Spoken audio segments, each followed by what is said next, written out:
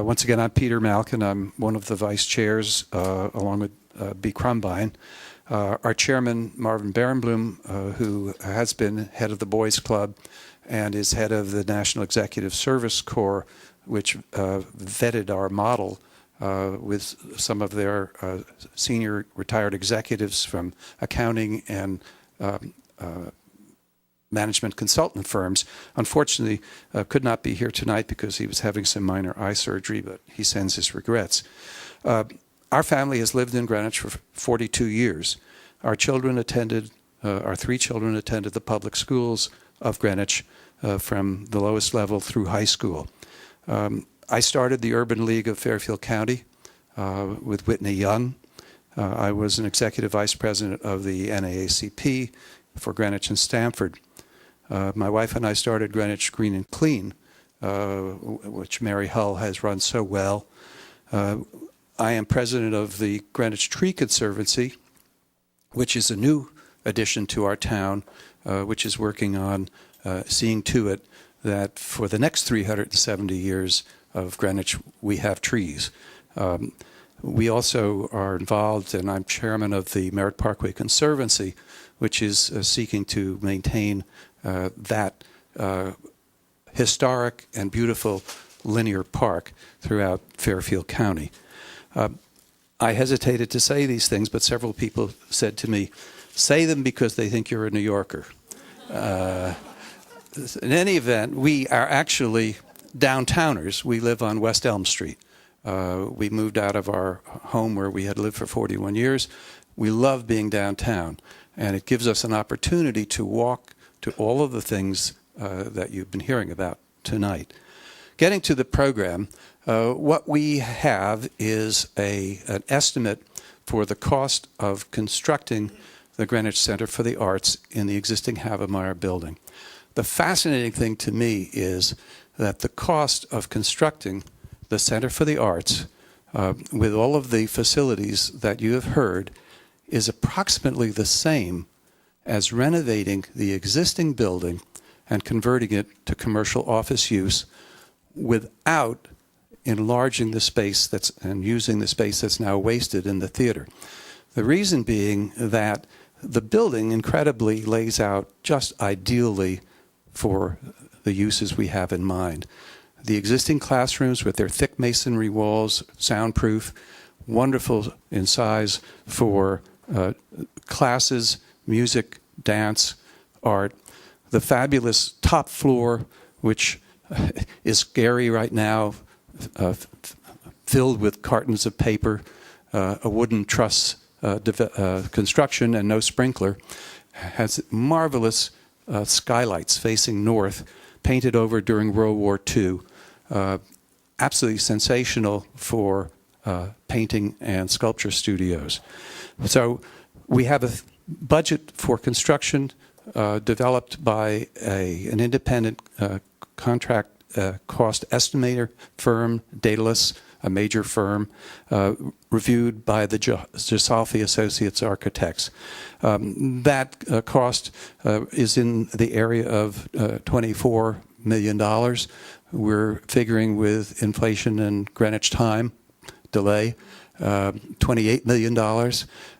We're figuring at least $5 million for endowment to provide the 15% of the operating budget that Heidi Smith referred to.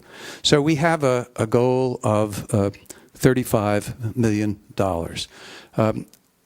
Without having done any public outreach at all, which we really cannot do until we have the assurance of a lease of the facility, we have understandings with individuals for actually now approximately $15 million of this cost, so that we have better than half of the construction cost. And I have to compare this to other things in town where, for example, the Y has had so much difficulty in raising funds for whatever reason and has had to stop its program short of building the gymnasium that was contemplated and has had to borrow a major portion of what has been spent through a bonding from the state of Connecticut, which will cause very substantial carrying costs going forward when the interest rate starts being payable and the amortization has to be paid. We are talking about 100% private funding, no capital cost for the town of Greenwich. And you've heard from Heidi Smith that we're talking about a break-even operation where there will be no cost for the town of Greenwich going forward. You've heard that the condition of this building, described 4 or 5 years ago by the superintendent of schools as crumbling, which does not comply with any of the codes that would now apply to the building if it were occupied by anybody but the town, which does not have compliance with the Americans with Disabilities, doesn't have ramp access, doesn't have elevators, doesn't have sprinklers, is really, frankly, a problem waiting to happen. We think it's very important that this uniquely central building be continued to be owned by the town. Some people have said, well, you know, what happens if after you spend your $30 million, you fix it up and it doesn't work? Well, the town has just saved about $20 million just to code comply, which you would have to do for any other use of the building. We think that the model of a public-private partnership has been proved in the town of Greenwich. There are several other organizations that now occupy space owned by the town at $1 a year rents. You have the Greenwich Adult Daycare Center. You have the Greenwich Arts Council. You have the other organizations which are actually subsidized by the town. Subsidy, I think, is an unfair word, contributed to by the town, such as the Bruce Museum and the library. But there is a list of about 20 actual ongoing enterprises in the town of Greenwich that are actually public-private partnerships where private people have undertaken to carry the costs of improving and of operating, but many of them which have subsidies from the town. As Heidi pointed out, our program does not contemplate any subsidy by the town, either for the development or for the operation. And we know that it is the position of the First Selectman that this building will not be sold.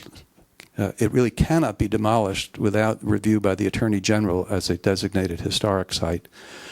And we think that so far as we've been able to find, there's no other proposed use that has been really vetted that could use this building, that could save the town the cost of restoring it, and that would operate it as a facility for the entire community of all ages. Our plan has been reviewed by the director of the New York City Center, by the director of the Spoleto Festival, by the director of the Lincoln Center Summer Festival, and they all believe that there is a demand for the facility. And it has been reviewed by management consultants and accountants through the National Executive Service Corps who believe in the operability and the break-even possibility. So what do we have? A unique opportunity to preserve and restore a historic, one of the most major historic gift to the town of Greenwich. In the absolute center of the town, which the Havemeyers insisted, they conditioned their gift that it had to be in the center of town. It will provide the community with a vital new amenity and resource for all people, youth, seniors, and everybody in between. It will provide an opportunity for all of the arts, it's not just a theater like the Stamford Center for the Arts. Theaters always operate at a loss. This is a total artistic community for all of the arts. It will be privately funded for the public benefit. The building will remain town-owned and will be used by and for the residents of the town of Greenwich.